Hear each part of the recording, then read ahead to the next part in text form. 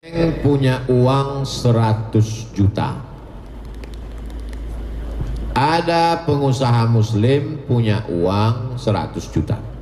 Duitnya sama-sama 100. Yang minjam juga sama-sama usahanya ayam, ternak ayam.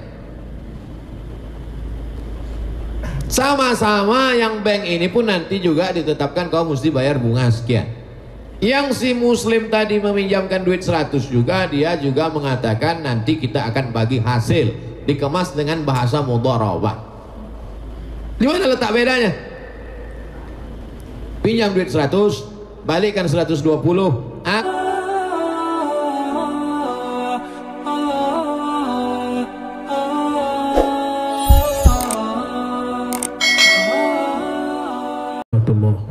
Alhamdulillah, tadi sama-sama kita dengarkan penuturan dari Tuan Guru kita Al-Ustaz Haji Abdul Somad. Tadi ada Ustaz mengatakan bahwasanya iman dan dagang tak dapat dipisahkan.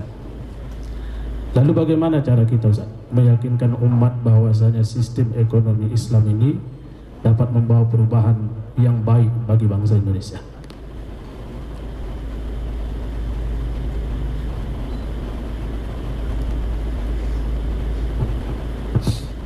Bank punya uang 100 juta. Ada pengusaha muslim punya uang 100 juta. Duitnya sama-sama 100. Yang minjam juga sama-sama usahanya ayam, ternak ayam. Sama-sama yang bank ini pun nanti juga ditetapkan kau mesti bayar bunga sekian. Yang si muslim tadi meminjamkan duit 100 juga, dia juga mengatakan nanti kita akan bagi hasil, dikemas dengan bahasa mudharabah. Di mana letak bedanya? Pinjam duit 100, balikkan 120. Aku tak mau tahu ayam kau mau mati, mau sakit, mau stres, pokoknya balikkan 120. Tapi si saudara kita yang menerapkan sistem mudharabah, setelah dipinjamkannya duit 100, maka sejak keluar duit 100 sore tadi, malam ini pun dia bangun tahajud berdoa kepada Allah, ya Allah tolonglah usaha ayam si Anu tadi jangan sampai mati, karena kalau mati duit tak balik. Maka sejak malam itu dia menjadi lebih khusyuk sholat, dia menjadi lebih khusyuk berdoa, dan dia lebih selalu teringat dengan saudaranya tadi dengan menanyakan kalau jumpa, apa kabar, sehat ya kau kan? Kenapa selalu ditanyanya? Karena kalau sampai sakit duit tak balik. Jadi apa beda konvensional dengan Islam itu? Bedanya adalah akhlak. Ada akhlak. Sedang ini tak mau tahu dia. Aku tak mau tahu kau mau sakit, kau mau di mana, kau yang penting duitku balik. Lalu kemudian datanglah tokoh ayam dari Jakarta ke Medan. Begitu si bapak, si pengusaha muslim tadi mendengar ada tokoh ayam dari Jakarta, maka dipanggilnya lah tokoh ayam tadi, dibuatnya lah seminar ternak ayam. Kenapa? Supaya dibangkit usaha ini, karena kalau untungnya besar, nanti mudharabah bagi hasilnya juga bisa menjadi besar. Jadi bedanya itu di mana? Bedanya di akhlak. Akhlak itulah yang sebenarnya akhlak. Sekarang akhlak selalu dipahami berbakti pada orang tua, akhlak kepada guru. Akhlak yang lebih universal adalah akhlak dalam bisnis. Ada kejujuran, ada integritas, ada kepercayaan, ada trust. Jadi kalau ini kita bangkitkan, maka insya Allah umat percaya. Saya ceramah di Malaysia, Kuala Lumpur, diundang oleh Bank Rakyat Tower. Nanti kalau pergi Kuala Lumpur tengok Tower, Bank Rakyat Tower. Dalam hati saya, sampai hatilah panitia ini mengundang saya ke bank konvensional, Bank Rakyat. Sampai di dalam jumpa sama petinggi-petingginya, Ustaz Abdul Somad, ini adalah bank konvensional, kata dia. Dalam hati saya, aku dah tahu, karena tak ada tulisan Islam di situ, tak ada syariahnya. Tapi bank rakyat ini sudah berubah menjadi 100% murni Islamic Bank, bank Islam. Dan nasabahnya ada Cina, ada India, ada berbagai macam agama. Kenapa mereka mau berinteraksi dengan Islamic Bank? Karena memang prinsipnya di mana ada gula di situ ada ada semua. Jadi umat Islam mesti menjadi bintang iklan terhadap Islam. Islam ini produknya luar biasa, tapi karena bintang Islamnya tidak menarik, orang tidak menjadi tertarik. Andai ada produk air susu kambing Etawa, Anda minum maka Anda akan gemuk, bintang iklannya Abdul Somad, percaya tak orang? Nah, orang percaya. Nah, jadi bagaimana Islam bercerita tentang ekonomi Islam, tapi kemudian membangkitkan. Makanya kalau mau, buatlah satu kampung percontohan. Saya sudah sampaikan ke Basnas, kalau mau lihat real nyata, buat satu kampung mu'alaf. Cari pulau, buat situ kampung mu'alaf. Buat ternak ayam, ternak sapi, ternak itik, buat kolam ikan, karamba, buat di situ pendidikan sekolah gratis. Buat hadirkan jutawan entrepreneur, pakar kambing, pakar ayam, pakar itik, pakar puyuh, hadirkan semua. Lalu Ustaz apa? Aku bidang endorse-nya. Aku nanti mengajaknya, mengiklankannya. Karena saya sudah tanya-tanya, yang berat itu dua. Yang pertama adalah biaya iklan, yang kedua adalah political will, support politik dari atas. Support politik kalianlah yang mendatangi orang-orang politik. Saya jangan dekat ke orang politik. Yang kedua adalah endorse. Endorse itu maka isi Instagram saya itu isinya endorse saja. Coba tengok. Bukalah Instagram. Yang belum, kalian follow lah. Ya. Coba kita buka Instagram Abdul Somad. Abdul Somad Official Instagram. Abdul Somad Official Instagram. Apa isinya? Endorse saja isinya. Ceramah ini endorse.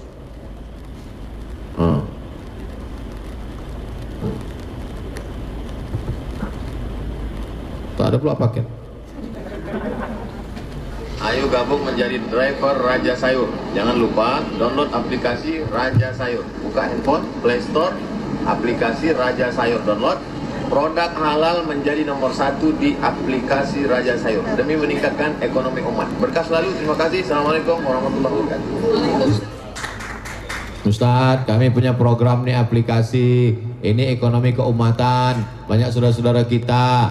Saya tanya, setelah saya yakin, percaya, mari kita buat videonya. Nanti kalian share, nanti gue bantu share. Sampai sekarang tak ada orang ini cerita berapa saya dapat untuk royalti tadi. Karena memang udah janji saya itu, setiap yang sifatnya keumatan. Maka kalau datang jamaah bawa kerupuk, bawa keripik, senyum dia, udah tahu saya itu, minta endorse itu.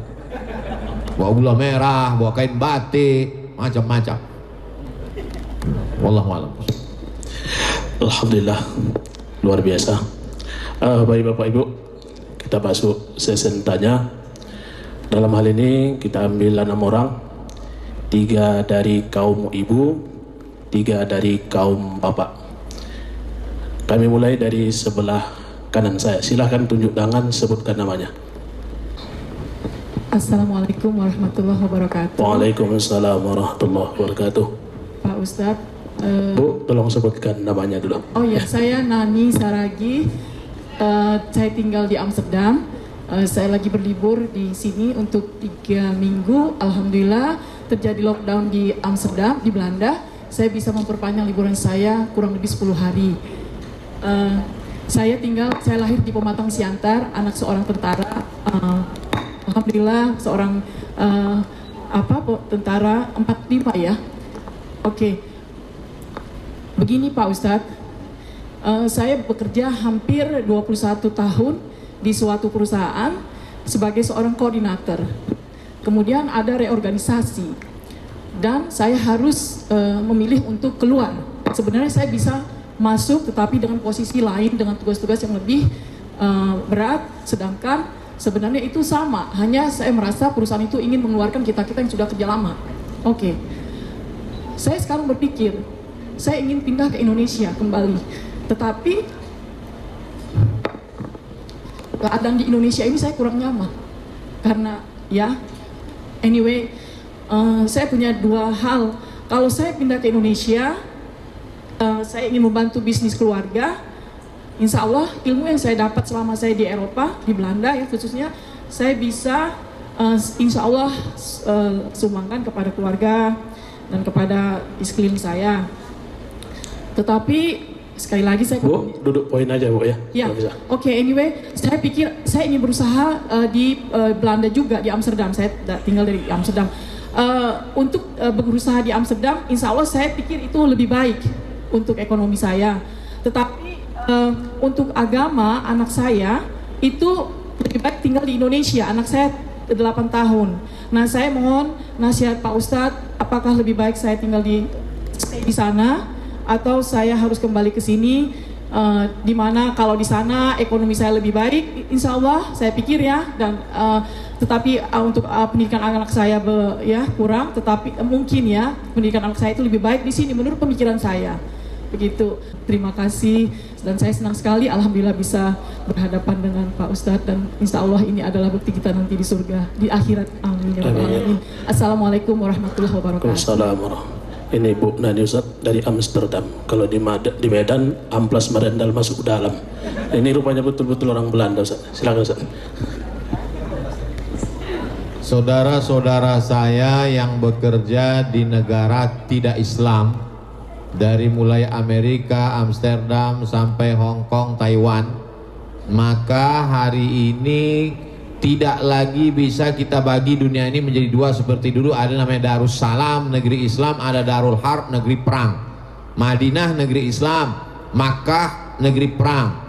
Maka semua orang yang ada di Makkah mesti pindah ke Madinah bersama Nabi Muhammad SAW. Sekarang tidak lagi bisa begitu. Oleh sebab itu, saudara-saudara kami dari Maroko yang bekerja di Belanda, di Jerman, di Prancis, ulama Maroko justru mengirim, tempat saya sekolah itu namanya Darul Hadis. Di Darul Hadis itu alumni-alumninya yang orang Maroko dikirim menjadi ustadz di Portugis, Spanyol dengan ke Belanda, karena banyak imigran yang datang dari Tunisia, Aljazair, Maroko. Artinya ulama membolehkan orang Maroko tinggal di Eropa. Makanya Eropa itu diprediksi oleh orang Yahudi, namanya Bernard Lewis. Bernard Lewis orang Yahudi mengatakan setelah dia teliti, Eropa itu nanti akan menjadi Islam. Kenapa analisanya begitu? Jerman diisi oleh imigran dari Turki, karena orang Turki paling banyak di Jerman. Inggris akan diisi imigran dari 3 negara, India, Pakistan, Bangladesh. Terbukti prediksi itu, wali kota Inggris Islam India. Lalu kemudian Prancis diisi oleh imigran dari 3 negara, Aljazair, Tunisia, Maroko, sampai hari ini. Jadi amat ini untuk menghilangkan kegelisahan saudara-saudari yang bekerja di Eropa, di Amerika. Boleh hukumnya bekerja di negeri tidak Islam dalam kurung syarat dan ketentuan berlaku. Tetap bisa menjalankan syariat Islam, tidak membuka aurat dan lain-lain sebagainya terkait dengan ajaran Islam. Tapi hukum bekerja. Apa dalilnya? Ali bin Abi Thalib mengambil upah menimba air di rumah orang Yahudi di Madinah. Dilaporkan ke Nabi. Kata Nabi, tak apa-apa. Karena sekedar yang dipakai itu jasanya, jasa menimba air. Tak ada terkait dengan akidah. Wala anabidu ma'abadtum wala antum ma'abiduna ma'abud lakum dinukum. Jadi ibu bekerja, jaga syariat Islam, maka ibu mendapat gaji, gajinya halal. Adapun keraguan tentang pendidikan anak, juga zaman sekarang tidak ada halangan lagi, karena anak bisa dikirim sekolah tahfiz Quran. Di Kudus ada program taman SD hafal 30 juz. Taman SD umur 13. Atau masuk ke Ponorogo, di dekat Gontor ada pesantren Muqaddasah, SMP, SMA, tamat hafal Quran. Jadi tak ada halangan. Ibu bisa kunjungi dengan ekonomi baik, bisa setahun datang 2 kali. Maka sesungguhnya ibu berpisah dengan anak, sekolah dia di pondok pesantren, ibu tetap di Belanda, dua-duanya dapat, ekonomi dapat, dan yang paling penting adalah pendidikan anak. Saya dulu terlintas di pikiran saya, 2 orang anak emak saya, dua-duanya laki-laki. Sampailah hati emaknya mengirim saya ke Mesir, sampai 12 jam naik pesawat baru sampai. Sekarang saya baru paham, rupanya dialah yang sayang dengan anaknya. Adapun emak kawan saya yang tak dikasihnya dia pergi, bukan begitu cara sayang pada anak. Biarkan dia terbang sejauh memandang, maka sesungguhnya itu mendidik dia untuk menjadi anak-anak yang mandiri. Anak ibu kirimkan masuk dia tahfiz, SD tahfiz, SMP tahfiz, SMA tahfiz.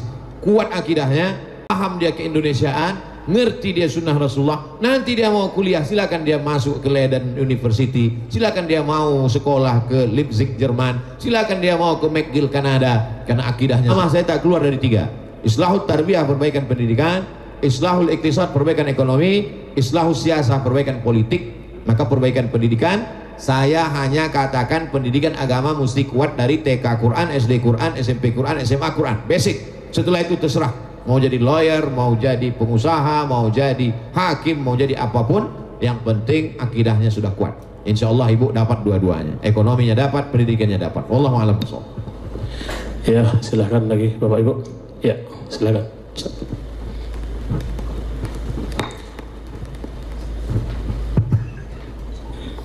Bismillahirrahmanirrahim. Assalamualaikum warahmatullahi wabarakatuh. Waalaikumsalam. Alhamdulillah, salatu wa rasulillah wa ala alihi wa sahbihi wa mawala. Amma ba'd. Yang sama kita hormati, yang kita muliakan guru kita Al-Ustaz Haji Abdul Somad, kemudian moderator dan para hadirin yang dimuliakan Allah. Sedikit Ustaz, Tolong sebutkan Bapaknya Bapak. Ya. Ustaz. Nama saya Bukhari Al-Hafiz. Berkaitan dengan tema peran strategi pengusaha muslim dalam pembangunan ekonomi Islam di Indonesia. Kita tahu hari ini dalam barisan umat Islam namanya ekonomi itu agak carut marut, Ustaz. Sehingga ketika Presiden Perancis pun bilang bahwa Islam itu adalah agama yang krisis, termasuk krisis ekonomi. Walaupun kadang ada semangat atau ghairah yang kita lihat dari umat Islam. Contoh kemarin semangat 212, hadir 212 mat. Cuman tengah jalan mundur. Dalam kesempatan ini kami minta tolong pemaparan dari Ustaz. Apa sebenarnya penyebab mundurnya ekonomi umat yang sudah mulai jalan dan bagaimana solusinya? Yang kedua Ustaz, apa strategi yang ampuh setelah menguatkan iman yang Ustaz sampaikan bagi muslim untuk meningkatkan ekonomi, yang tadi sudah disampaikan juga oleh abang saya, Bang Abi Effendi, anak Melayu Sergei, saya anak Melayu Asahan Ustaz, dari Tanjung Balai. Mudah-mudahan dari dua hal ini, kenapa saya minta strategi ampuh, alhamdulillah kami juga punya usaha belacan dari Tanjung Balai Ustaz. Nah, mudah-mudahan ibu-ibu, bapak sekaligus pemuji Bang yang mau pesan belacan Tanjung Balai bilang aja kuat. Sekian demikian. Nasrul minallahi wa fathun qarib wa basyiril mu'minin. Assalamualaikum warahmatullahi wabarakatuh. Kalau ada dua orang di tengah laut, kapalnya pecah, menabrak karang, dipukul ombak, dimpas gelombang, maka yang selamat itu adalah yang pandai berenang. Maka ajarkanlah anak-anak kita berenang. Pesan sahabat Nabi, alimu auladakum as-sibahah war-rimayah. Ajarkan anakmu as-sibahah, berenang, war-rimayah, memanah. Sebetulnya itu makna dipahami, makna hakiki dan makna majazi, kiasan. Memang betul-betul merenang dan memanah. Tapi yang dimaksud berenang adalah siap di air, dan memanah siap di darat. Karena kalau di darat kita memang memanah, naik kuda, dan di air kita berenang. Artinya poin yang pertama, bahwa siap memanah, siap merenang itu kalau di bidang ekonomi, ya betul-betul paham ilmu ekonomi. Kalau dia manajemen, memang betul-betul paham tentang manajemen. Supaya apa? Ilmunya ada. Makanya dalam Islam itu diajarkan yarfa'illahu alladzina amanu minkum walladzina utul ilma, ilmunya. Dan semua itu ada ilmunya. Tidak bisa dipelajari, tidak bisa tanpa dipelajari. Semua ada ilmunya. Ada ilmu agama, ada ilmu politik, ada ilmu ekonomi, ada ilmu budaya, ada ilmu sosial. Nah, maka tidak hanya sekedar semangat yang berapi-api tanpa didasari oleh ilmu. Ilmu tidak dibatasi oleh ruang kelas. Kalau kata orang Minangkabau, alam takambang menjadi guru, alam terkembang ini menjadi guru. Maka semangat luar biasa tanpa dibarengi pengetahuan yang sejalan berbanding lurus dengan itu, maka semangat itu turun, ilmunya hilang. Maka ilmunya, nah, saya tidak kaitkan hanya dalam kasus 212, termasuk apapun nanti ke depan, maka ilmu. Yang kedua, memang hari ini kalau tampil terlalu awal, nanti dia menjadi prematur, cepat dipukul. Nah, jadi banyak juga usahawan-usahawan, bisnismen, kawan-kawan, sahabat-sahabat Ustaz Somad, sekarang kita sudah punya odol, sekarang kita punya sabun, sekarang kita punya sampo. Gimana nih, saya endorse? Jangan dulu Ustaz, ini kita gerilya dulu. Karena ini kalau langsung besar langsung dipukul dari atas. Nah, ada banyak. Jadi kita lewat pengajian dulu, lewat komunitas kita dulu, kita besar karena takut dipukul di atas. Nah ini, jadi berstrategi itu penting sekarang. Karena kalau tidak nanti menjadi prematur, menjadi hancur, layu sebelum berkembang. Nah jadi pertama ilmunya, yang kedua berstrategi, bukan berarti tak ada. Lalu kemudian yang ketiga adalah kajian-kajian ini, cobalah kajian-kajian yang bermanfaat untuk keumatan. Jangan lagi dikaji yang mubazir, yang khilafiyah, yang justru. Nah, jadi kajian-kajian, maka saya senang sekali kajian fokus, kajian ekonomi, kajian politik Islam, kajian supaya apa? Supaya setelah itu ada follow up-nya. Setelah ngaji itu apa yang mesti kita buat? Setelah pengajian itu kita bisa buat apa? Karena kalau tidak dia akan berputar-putar di situ saja, mubazir. Mudah-mudahan ke depan insya Allah lebih baik. Tapi jangan katakan tak ada sama sekali. Insya Allah gerakan ini ada, tumbuh, dan Allah meridhoinya insya Allah. Amin. Wallahu a'lam.